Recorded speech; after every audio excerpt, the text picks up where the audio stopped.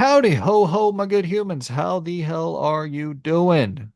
Hope you're all well. Hope you're out there having a good week. We're coming at you today with some good old negativity. Hope you're ready for some negativity. We're quitting gaming. We're done forever, never returning to the land of the video games. Now, Loon, appreciate you for joining me here today, my guy. I was gonna go ahead and begin the whole train of thought, how this began formulating in my brain here. I was listening to a podcast, and one of the hosts on the podcast was like talking about the inevitability of console gaming sort of merging with the world of PC gaming, and how all future consoles are going to look just like PCs and function just like PCs, or just, be much more similar. And it was the first time I had this thought on like a holistic, or just like a very gut instinct reaction, where I was like, oh wow, I would totally quit gaming. Like, I would totally quit, never return, if consoles became like straight up PCs. And I hated that feeling. And so I hit you up, Luna. I was like, dude, would you be interested in kind of doing some therapy here for me this week, and trying to figure out why the fuck that is such a off-putting reality for me. And I was like, Loon, what would make you quit gaming? Yeah, So we're just gonna have that sort of broad discussion. But go ahead, man. yeah. You mentioned like that feeling. It's like a feeling of like dread, Yeah. like looming dread, and you're like, because you can go out and you can buy a game like this, and feel remorse for buying it day one, which I didn't do. Let me preface saying that got that on deep, deep, deep clearance, and you can kind of have that dread of like regret of that's a bit of a waste of money, and that kind of feels bad. But when it's like the whole ecosystem and infrastructure that kind of gives you that feeling that you're like, man, has like the hobby been a waste of time? Like, is like you put so much into it, it's so much more of a interactive and deeper connection than like a film and stuff is. And films can really affect people as well. So that's Yeah. saying something. So yeah, it really, really hits. Because I felt that when Xbox were wobbling in the beginning of the year and stuff like that. Because for me, my first point as well, I'll kick off with is Yeah. achievements are obviously massive, massively important for me. If they just fucked off, ditched the console and like the achievement system, that would be a massive because it's like 15 like or so years I've been doing it on and off. Yeah. It would be a massive blow, and I'd be like, well, that kind of sucks. Right. So yeah, that would be my initial opening. Yeah, it for me, it was like this weird thing whenever they said that about PC, where it the ho and people talk very confidently with very little knowledge very often. But the host was somebody that I respected, and I was like, damn, I don't think that they're saying this just as like I think they're probably informed a little bit on It's what not just they're a hook and a bit of bait. It's there's substance to this. right. And then also, when I'm thinking about the inevitability of future generations of hardware, it's like, yeah, I guess it probably is just becoming more and more PC like, even as we speak. And I I feel like there's ways they can merge the two where it's not entirely PC centric, where you have to uproot your entire understanding of how video games function to try to, learn how to build your console. Okay, I got to install new graphics cards on my damn Xbox Series fucking Y, Xbox Series Z. I got to install these new graphic cards each, every 2 years or whatever, or rebuild this infrastructure to be able to allow I don't, if it got to that point, that's Mm. when I would be like, I'm out. But like we talked about in the podcast like last week, talking about how Xbox is supposedly going to have Steam running on it, the next Xbox in 2026. Like that's totally fine. If it still functions like an Xbox, like a PlayStation, but I can just access things that PC players can access, like a Steam library, download games from there, but still play them on the Xbox or the PlayStation. Sure, that's not a problem to me at all. I just don't want to download this file and then download this browser because this browser only plays this specific game or install, like I said, new graphics cards and then uh constantly the rebuilding. I just don't want to do that shit. Um, how would you feel? Because have you put in a new SSD into your PlayStation? I know some people have like screwed in like upgrades because they needed more like No. storage and stuff. Like it's really dirt simple. Yeah, that's just Like a USB. you just pop in. I think so. You pop something, it just slides in. You just screw it in place. Like it's that simple. And like my thinking behind like obviously if they wanted to go down a more PC centric thing even more aggressively, but keep it appealing for like console people, is if they could find a way of just how to explain this.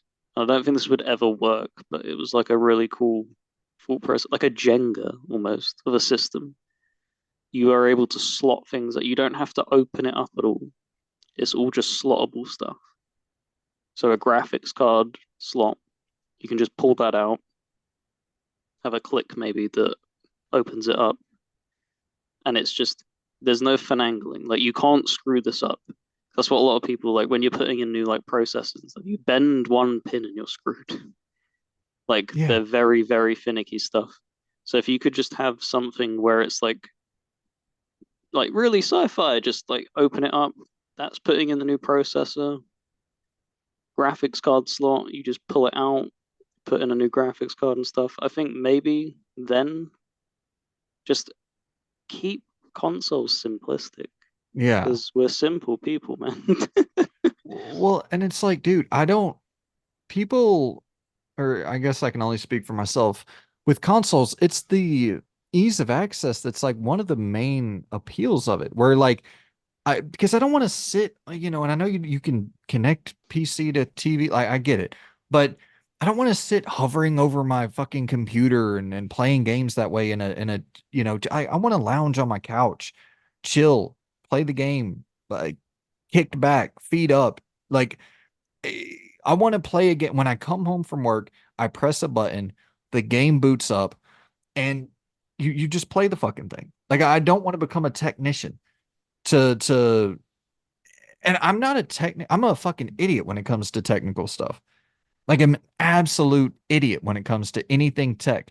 I just like games. I like the stories. I like the mechanics. I like being in these worlds and 4K 60 or 1080 30 like that's irrelevant to my experience. I mean, some games sure 60 frames per second will massively elevate the experience, a character action game or something. But like a Dragon's Dogma 2, that's fine to me at 30 frames per second versus 120 frames per second kinetic like I'd rather take Dragon's Dogma 2 if it's more interesting, if it's more mechanically compelling to me and shit like that. So a lot of that tech stuff, like Hellblade 2 is maybe the most technically impressive game ever, possibly. But I don't want to play that shit. It's boring as hell. So like I'm not a big tech guy just as is. Like I'd be fine if games still look like PS3 360 games, but were more interesting mechanically. Like I'd be totally fine with that. So I don't know. Maybe that has something to do with it a little bit there. Yeah, I'm in your boat as well. You see a lot of people to some extent it's a little bit overblown with obviously managing a PC and stuff. But something that isn't is when you first boot up a game, you have it.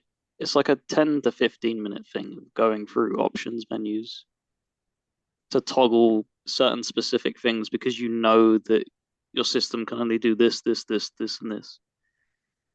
I don't want that. God, Like no. it's leaning more and more into it, and I think they need to stop with what they've got now. Like I'm happy with FOV sliders Because for me, like motion sickness, I get if it's way too closed in and it has motion blur on. I'm glad that you can turn that shit off. And I'm always an advocate for 120 FOV in whatever I'm playing. It just makes me, yeah, it just makes the experience all that more enjoyable. But that's as much customization as I need, and just keep it at quality and performance modes. That is fun. Yes, Have somebody else do that bullshit for me, exactly. and I'm happy for that. That's what a console should be. Have Absolutely. somebody fine tune it and just give me that. Is what it is. Consoles have always been about just give basic options. We accept compromises and cuts because we just want the quickest way of experiencing the product with the least amount of hassle. Well, and it's like I've seen games running on PC where it's supposed to be like this graphically just astounding thing. And I look at it and then I compare it to the same thing I played on console and I'm like, so you went through thousands of dollars of upgrading this, that, and the other, spending fucking an eternity in there tinkering with systems to get this thing to function the way it's functioning. And it only looks 5%, 10% better than the thing that I just pressed play on. Like, I just do not want that experience at all, at all, at all. Um, and it's kind of insane to me to think that the console experience will ever go away when PS5 has sold like 50 million units at this point. Switch 2 sold over 100 million units. PS4 sold over 100 million units. It's like, why are we in a rush to like leave this structure behind for this futuristic, malleable? I don't understand the push to make consoles more PC-ified.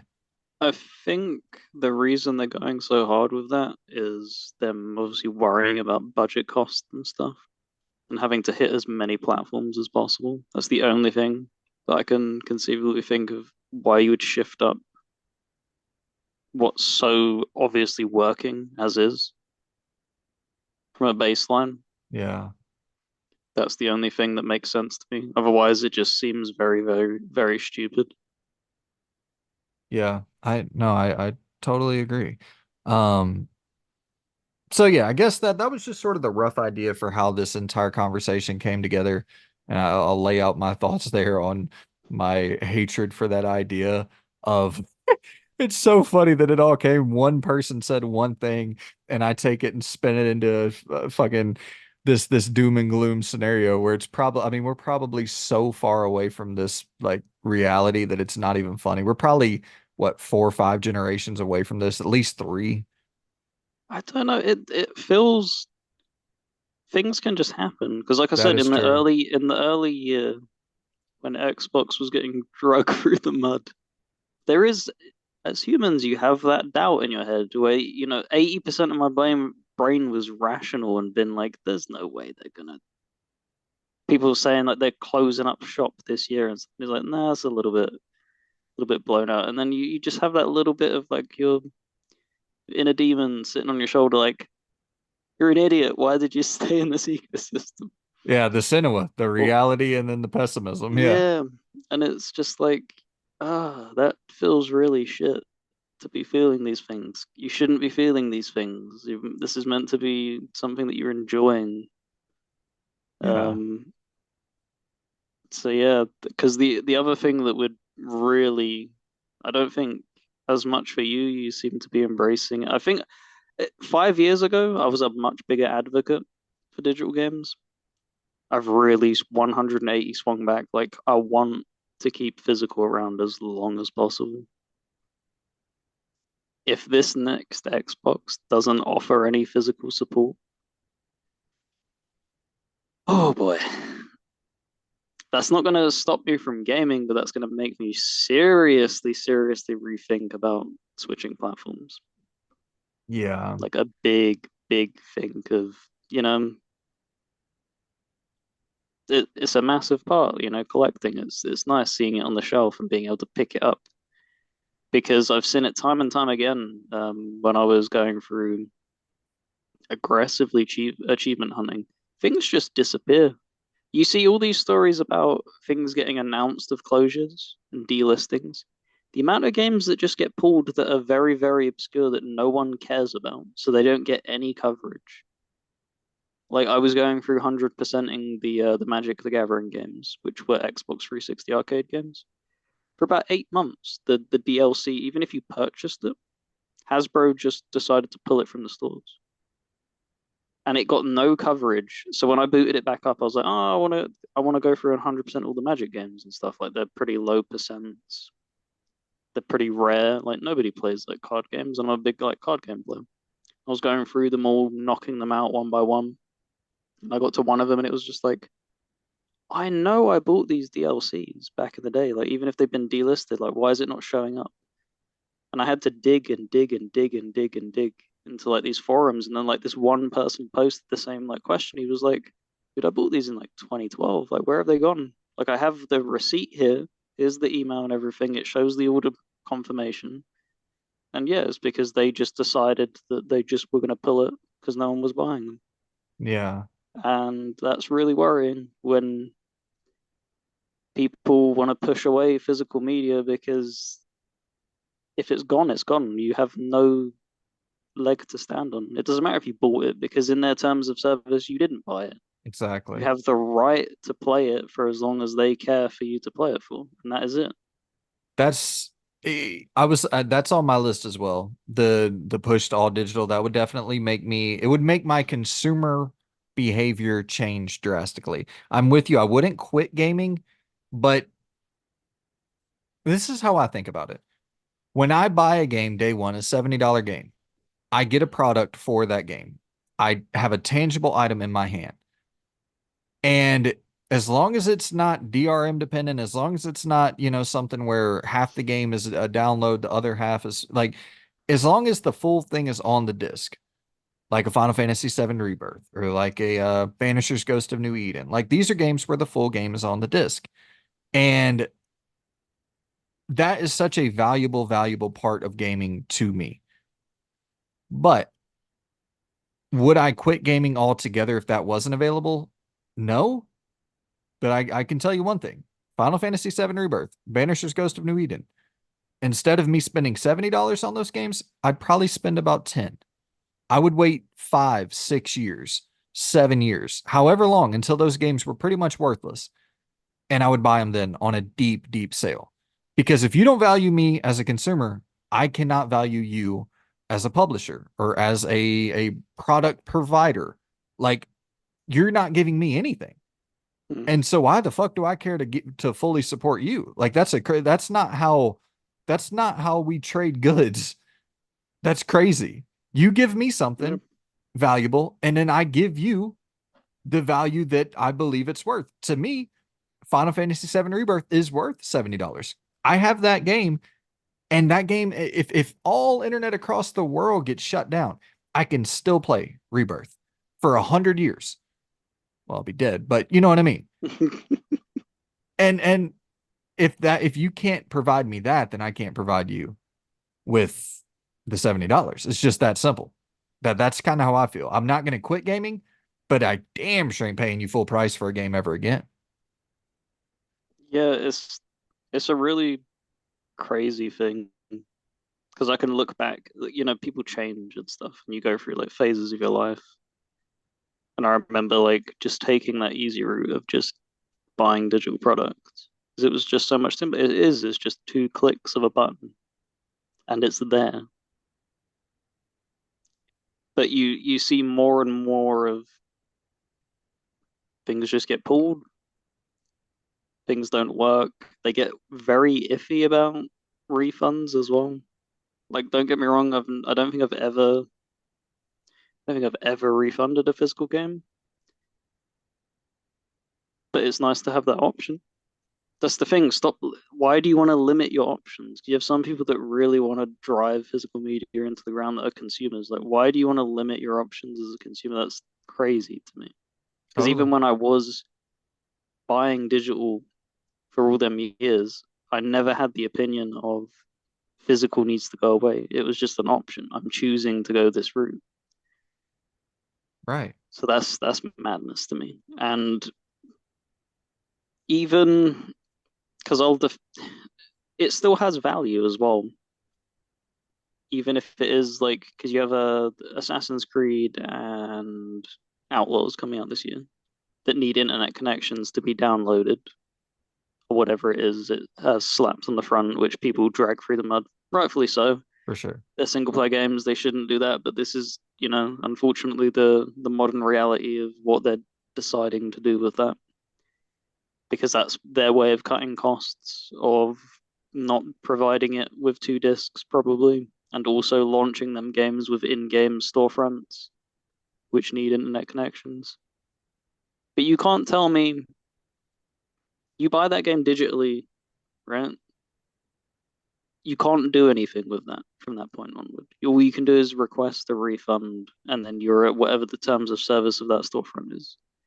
If you go and buy that off of Amazon and it comes to you day and date and it bombs big time, it's a broken mess. It still has some level of value that you can then be like, okay, if they don't honor my refund for whatever reason, I still have a way of getting some value back from this instead of just having dead wood. Well, I mean, dude, Rebirth came out in February. I could probably take it back to GameStop right now and get $40. And that's just going into a store. And like that's not even a, an online sale or whatever. It's you're right. And then I agree that, you know, as annoying as it is, all the DRM measures that are in place for a lot of these AAA humongous publishers, the fact that if even though those restrictions are there, when you do buy it physically, at least you still can get money back for it. And I'm never too shy to say or too whatever to say that absolutely my collection one day is likely going to be sold. Like no doubt about it.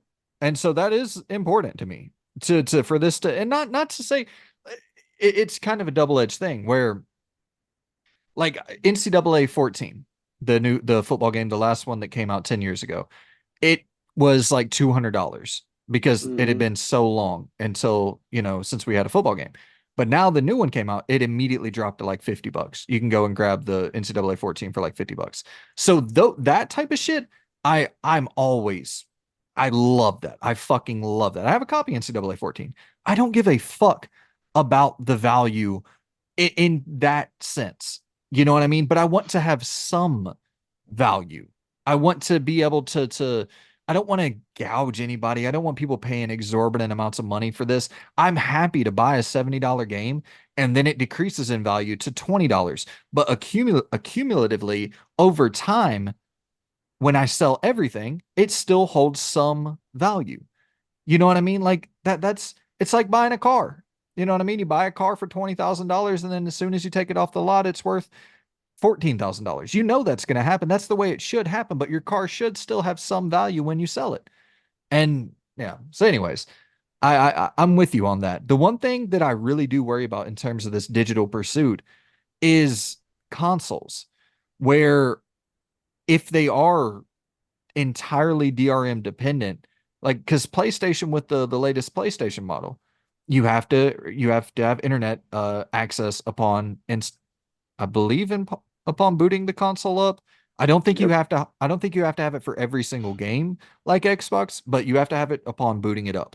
And to me, that's like already kind of too far.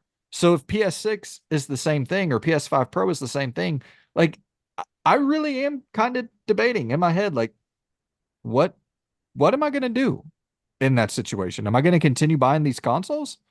The thing that annoys me the most with that ramp is that we saw in the 360 how successful was that console. It was red hot. Literally, it would shut down. Yeah. um, but no, it had a really easy like backdoor route, and people were able to pirate games. There's always going to be pirates around the jailbreak stuff, but you still made an absolute killing. All this does, and what people need to understand, these DRM systems don't protect anybody at all. All it does is impact you, the person buying the game. That is it. because you had back in like 2015, they were outright like taunting developers that used what was it, Denuvo and stuff like that, Yep. where they were like, "Dude, we cracked it in like 4 hours. We cracked it in 3 hours," and it was getting lower and lower every single time. And it's like it impacts the performance of the game to stop them from cracking it for 4 hours. Then people that are dedicated to doing that are going to do it regardless. They would be sitting there chipping away at that, even if it took them 8 months to do it, because it's a hobby for them. It's more of a hobby than the gaming itself. They love doing that. They love puzzle solving and stuff like that. Totally.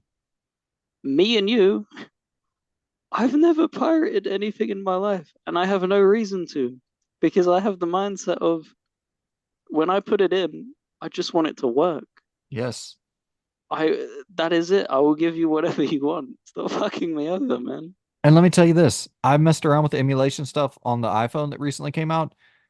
A guarantee of it working is much more than you could ever fucking expect from a lot of these emulated titles. Holy shit, that's an awful experience. I'll happily pay these $20, $30, $40, upcharges for these remasters and shit to never have to mess around with emulation. That shit sucks.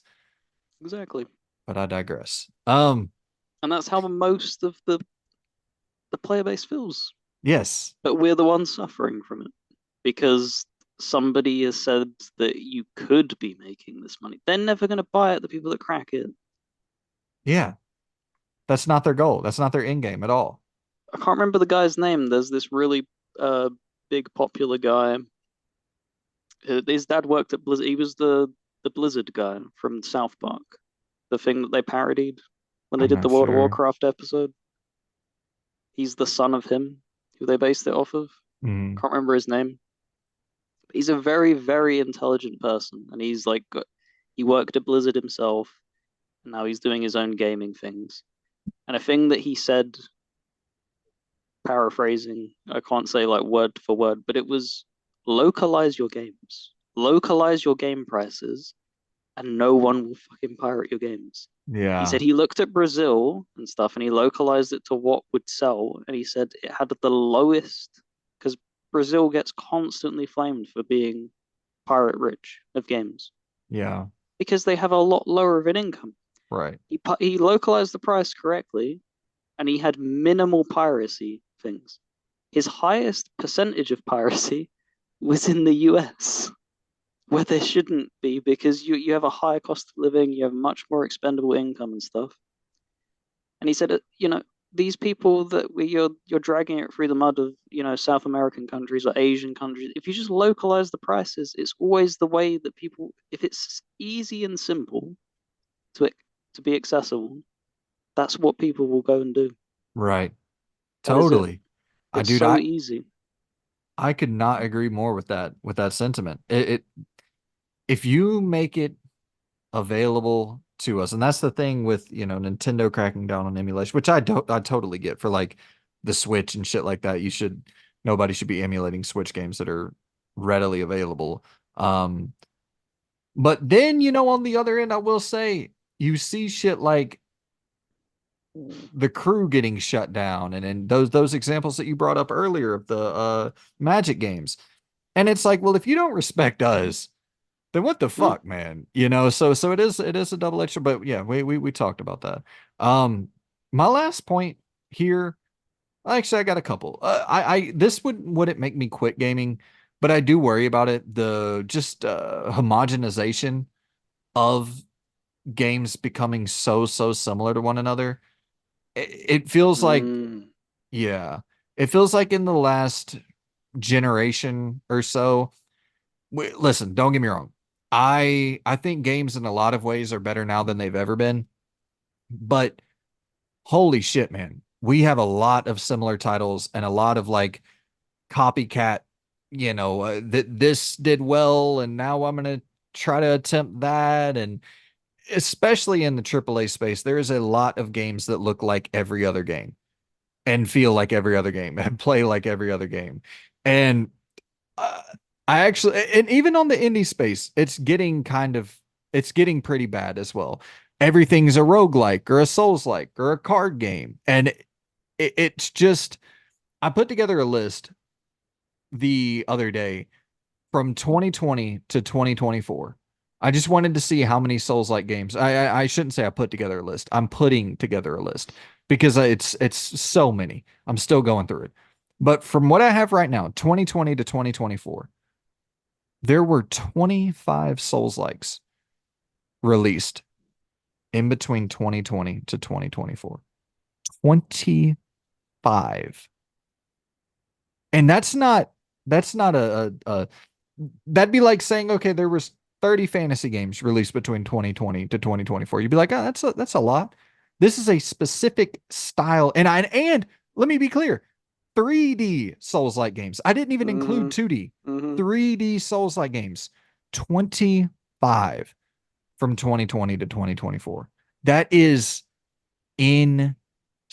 If you even went and this is all spitballing. I want to come up with like I really want to. It's going to take a lot of time.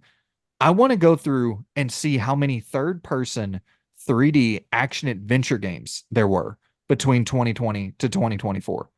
Like non Souls like, just third person 3D action adventure games from 2020 to 2024. I know it'll be more than 20 than 25, but I wonder by how much. Just really curious in that number. It's a statistic that's dropped heavily from 10 years ago, I can tell you that much. There would have What been a was it? lot more. No, like a lot more traditional like 3D adventure, like Oh, you were saying. Like exactly. they've morphed out and become Souls-likes and gone down this route. It's really interesting that you touched on that though, of like stagnation and everything feeling the same. I don't know if you watched this guy. His name's Click for Gameplay. I don't think so. He does a lot of like RPG stuff, and he dropped a video 6 days ago, and it was titled 2006 to 2009 RPGs just hit different. And he was going through like why that he felt it was the golden era of RPGs, and one of his main factors was engines. He Mm, listed two, four, six, 7 games here from that time period. And so he's like me, he likes like Eurojank, and I'll list them. Gothic 3 ran on the Genome engine, Sacred 2, Untitled engine, Titan Quest, Path engine, Dragon Age, Eclipse engine, Dark Messiah, Source engine, The Witcher, Aurora engine, Oblivion, Cambria engine. it's a great Every single point. game ran on its own separate engine. That's not sustainable nowadays because it's so Right. expensive to build your own engine. So all these games looked different, felt different, and played different. That's just not the case anymore. Everybody just goes and uses Unity or Unreal. That's so true. So they look fantastic, but they all look very, very similar. They lack a distinct art style. And it's so crazy when you think about like Death Stranding 2 and Horizon Forbidden West on Decima, some of the most impressive and kind of distinct looking titles in their own weird way. Like they are the only two games on that one specific engine, And so it they feel different as yeah, well. This is what people never give enough credit for. Like as much as I'm not the hottest fan on Horizon, right. I can at least say it feels completely different to play than any other thing because its skeleton system that it's working off of is not being used elsewhere, so it doesn't feel similar in any way. And it's so crazy when you just not even to do the Souls thing, but when you just look at how many fantasy open worlds there are opposed to every other style of open world. And it's like I understand, flat, plain sort of landscapes are a lot easier to create, but why are they a lot easier to create? Because these engines are built oftentimes to create Mm. fantasy worlds. So whenever you have the 8,000th fucking fantasy open world game to come out in 2024 and it's running on the same engine as all 7,999 other fantasy open world games, it's like, yeah, I guess that kind of all comes together. And it Go also ahead. doesn't help because you think that it's always been a saturated genre and setting. But them games that I listed there, none of them felt similar to play, and none of the settings felt similar. Right. The original Witcher had such a dark atmosphere in comparison to the Elder Scrolls for Oblivion. And then you have Dragon Age Origins that doesn't feel like Oblivion, that doesn't feel like The Witcher in anything. It's just incredible. And then you look at, nowadays, so many games where it's just like, man, that looks really similar. Especially these Souls-likes that are coming out. Just it's they look so similar and they don't look special anymore. And it's just like, how long are you going to run this into the ground? This is coming from someone who loves the genre. Right. Like, I'm getting burnt out on it. Like, it took me so long to get through and finish that Lords of the Fallen reboot because it just feels like it didn't do anything differently, and the things it did do differently got in the way of the game. It feels like they've hit their ceiling for the genre. Well, and it's like me with horror games. Like first person, I loved, Soma and some of the earlier first person walking sim style horror games. And then it became so oversaturated because Mm, developers are like, oh, this, we can get a decent little return on this, and it's not incredibly taxing to create a game of this ilk if we have an interesting story to tell or whatever the case. But it's a lot of them now. Like it's a crazy amount now, opposed to just any other style of horror game. And now we are starting to see the revitalization of like the tank-based RE games and shit like that. Cool, something a little bit different. Fine. But maybe that ends up getting run into the ground. It's just, yeah, the moment it gains popularity, that's the double-edged sword. Because you yeah, look at like PUBG took off, and then right. everything had to be a battle royale. The moment somebody gets that big break, that is it. Yeah. It's a really scary industry about how much they chase trends. Well, and when you look at like PlayStation chasing the live service trend, and then you look over at Xbox and you see Tango get killed, and the Matt Booty email that went out where he's like, we want to prioritize high impact franchises and shit like that. It's like, oh my God. So you mean that Hi-Fi Rush and unique new IP are gonna die so that Fallout we can get a fucking eighth Fallout game or whatever, like or a ninth Elder Scrolls game? Like what, how are we going to get to a place where we have The Last of Us that can be adapted into a television show, where we have Fallout that can be adapted into a television show eh, without new IP? You have to have, that's the reason the film industry is relying so heavily on the games industry. Is because there's a lot of untapped new IP for them to pull at that they've never taken a crack at.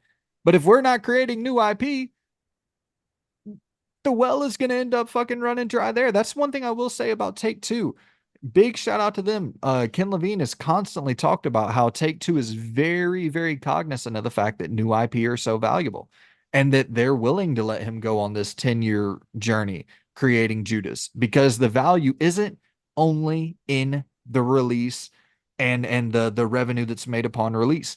There's 20, 30 years of revenue possibilities down the line of TV shows, of film, of merchandise, of action. Like it can expand into this whole different thing, but you have to have the new IP there for it to be able to expand.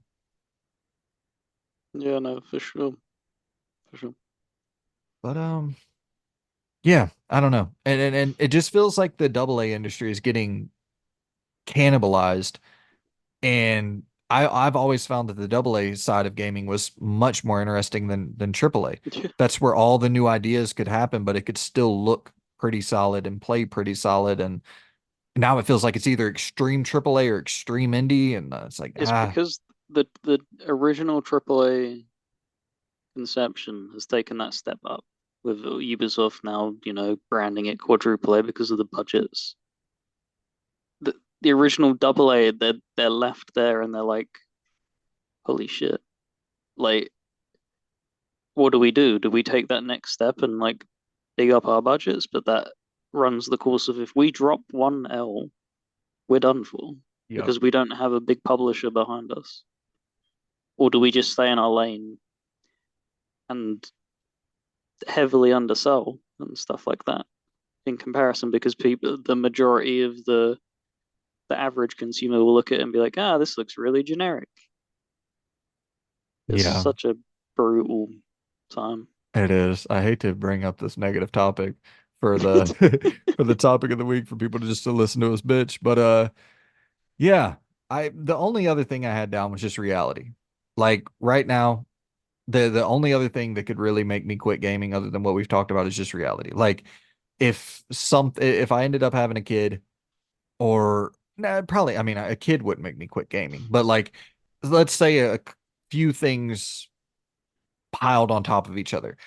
Because right now, like I make enough money to get by. I don't make a great amount of money at all. I make enough money to support me, myself, and I. Those are the only people I can support are me, myself, and I. But if Enough I for one burger, not two burgers. absolutely, yeah. And if a kid or a wife pop up into the picture and I, have to begin supporting multiple people, then it's like, okay, yeah, probably gonna have to look at different ventures, different job opportunities, side jobs, this, that, and the other. And then it's like, okay, there's just no time to game. But for right now, it's like, cool, go to work, play my game, dope. So that's probably the most boring answer, but I think that's everybody's answer. In Yeah. reality, is that's everybody's answer. Is that the thing that would make us most likely quit gaming for anybody is just a change of pace in reality. And I don't think I would ever stop getting because like my buddies, they like I have buddies who work construction and shit, and they're dog tired every single day, but they still play games. So, but it might be like 2K or Fortnite, stuff that's not taxing mentally, stuff that's not like they can You just, go much further into that casual space yep, where they're not going to be picking up a Banishers Goes to New Eden or Dragon's Dogma 2 and stuff like that. totally, totally. Yeah, I could never see myself like totally burning out or anything to that degree. But I, without a doubt, could see myself getting to a point where it's just like more of a time thing, where it's like I just don't have I maybe still jump, maybe play a couple games a year, pick up the big Rockstar game and play that all year, an hour or two, an hour a day, whatever the case may be, make a little bit of progress, and then play that for the next 70 days until I get my 70 hours until I finish it. Like, I guess that could be a reality, but that would even just not having the time, because like, I don't know if you've ever sat down to play a game that's a big old juggernaut and you boot it up for an hour and you're just like, I didn't feel like I did anything. I felt like I made no Oh, progress I at feel about all. my CRPGs. I love the genre, but it takes 4 attempts to get into each of them titles. Look how long it took me to finally finish up Baldur's Gate. I wasn't playing it the whole time since release. It took Yeah. months. Because you got to Yeah. be in that right mindset of like, I want to do this And it's as like well. I often wonder who publishers or who developers create games for sometimes. You know what I mean? Like they're Red Dead Redemption 2, if you're working 60 hours a week, you know what I mean? If you're doing like a hard manual labor and you get home and you boot up Red Dead Redemption 2, like you really might hate that fucking game. You know what I mean? Like it's just because the first 4 hours of it are a fucking slog. Mm. It's like, yeah, I don't know. It's just all it's all interesting, but I apologize for getting all negative out here for the closeout video of the week, guys. But I do appreciate y'all tuning in. Loon, did you have anything else you wanted to hit on before we jumped out of here? No, we'll keep it nice and short. I'll try and because obviously it's back and forth each week. We pick a topic. I'll try and do something a little bit lighter. Yeah, yeah, that's all Brighten me. it up next week. I actually had a really cool idea. Uh, Probably shouldn't announce it here. That way nobody steals it because it's such a $1 million idea that I know people are out Patent it. there. Where did I write it down? Oh, a canceled game draft, like games that have been canceled, and then Ooh, that'd be fun. We go back and forth, and like we I draft one, and then you can't select it, and we go and pick like 10 games apiece or 5 games apiece or whatever. I think that'd be fun. I think we found that topic. You gonna use Easy. it? Yeah. Oh, you can definitely fucking use it. That'd be fun as shit. Well, there we go. Sounds good. Well, we got our There's topic. your hook. There's your hook and your bait for next Spoil video. Spoiler alert. We're going to be doing a canceled game draft. I had another one that I forgot. I'll have to look through my notes. I had another one that I ended up jotting down that I forgot what it was. It's kind of interesting as well. But appreciate you good people for tuning in. We shall see you on the other side. Like, subscribe, fucking bells, icons, all that. Tell a friend, tell an aunt. I don't know what you got to do, but do what you got to do. Appreciate y'all, and we shall see you soon. Goodbye. Later.